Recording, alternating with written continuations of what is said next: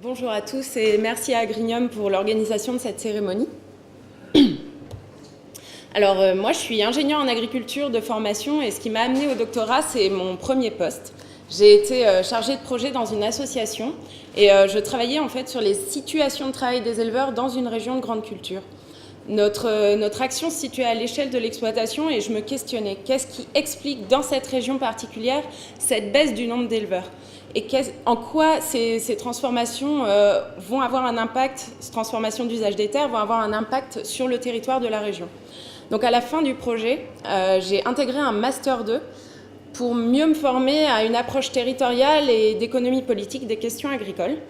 Et je suis allée étudier des changements importants d'usage des terres en cours en Uruguay, liés à l'arrivée d'acteurs pour la production de soja et d'eucalyptus pour la pâte à papier, ceux dans des régions d'élevage. C'est un travail qui a été fructueux et qui a amené en fait à mon travail de thèse qui a porté sur les mécanismes et acteurs de la financiarisation de l'agriculture et leurs impacts socio-économiques sur les systèmes agraires en Uruguay. J'ai réalisé cette thèse donc au sein du laboratoire Prodic d'AgroParisTech et du laboratoire Selmet du CIRAD. Alors, les transformations dont on parle, elles font suite à des politiques agricoles et économiques mises en place pour faire face à une crise économique régionale majeure au début des années 2000 dans le cône sud. Les mesures mises en place ont entre autres consisté en une libération des flux de capitaux, une structuration du secteur des semences et autorisation des OGM et une autorisation de vente de terres à des sociétés anonymes. L'ensemble de ces mesures a amené à un important flux de capitaux vers le secteur agricole, notamment d'abord des pays voisins, puis des pays nord-américains et européens. Pour illustrer l'ampleur de ce phénomène, je vous propose quelques chiffres. Une multiplication par 12 en 12 ans des investissements directs étrangers dans le pays, une multiplication par 10 en 12 ans du prix des terres et une augmentation de 1200% des surfaces de soja. Donc ces arrivées de capitaux se sont accompagnées du développement de nouvelles formes productives orientées vers la production de commodities, c'est-à-dire de produits peu ou pas transformés destinés aux marchés mondiaux, comme la graine de soja brute ou la viande bovine congelée. Et les poules de culture sont une forme emblématique de ce type-là. C'est-à-dire ce sont des sociétés qui réunissent des investisseurs, des fonctions techniques et commerciales et qui vont rechercher des propriétaires fonciers qui mettent en location leurs terres et des prestataires de services agricoles pour les cultiver. Ce sont donc des formes très mobiles qui choisissent leur implantation en fonction de fins calculs de rentabilité.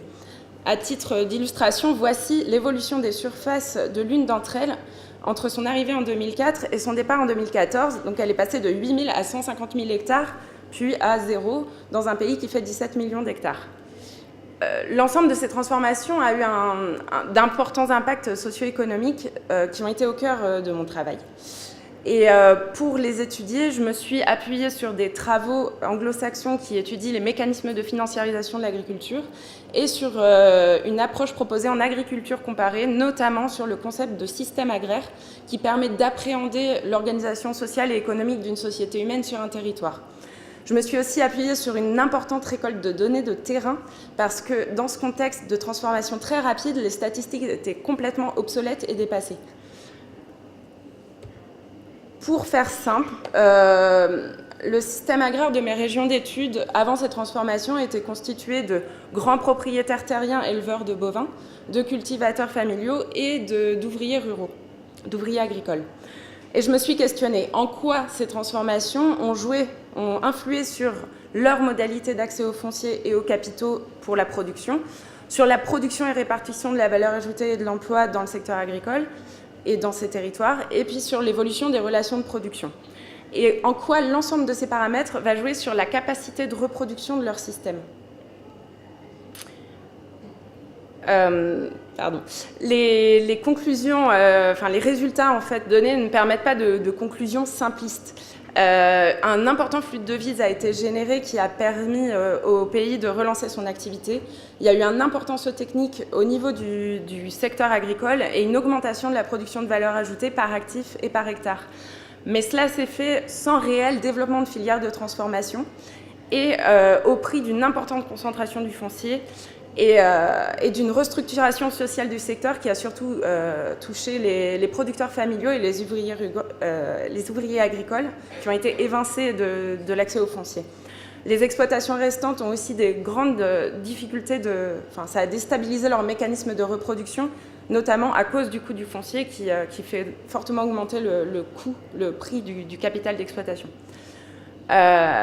Donc il y a bien eu sortie de crise grâce à ces prises de décision, mais pour une transformation des systèmes agraires qui est irréversible et pour aller vers un modèle productif qui est plutôt instable et qui favorise des formes, des structures de production visant une rentabilité court terme.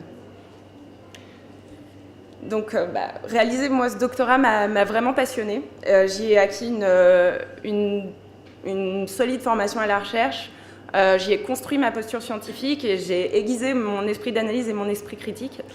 J'y ai aussi trouvé une forme d'engagement dans le choix de l'objet de recherche. Et j'ai effectué quelques activités d'enseignement qui ont pour moi été vraiment des temps forts du doctorat. Donc la suite aujourd'hui, sur laquelle je travaille encore, ça peut prendre la forme d'un post-doctorat ou d'un poste d'attaché d'enseignement, puis peut-être ensuite de maître de conférence. L'expertise pour des organisations internationales ou pour des entreprises n'est pas exclue parce que l'obtention de poste peut être ardue et un peu longue. Quoi qu'il en soit, pour moi, travailler sur l'évolution des inégalités sociales et économiques dans le cadre de transformation agraire continuera à faire sens. Voilà, je vous remercie.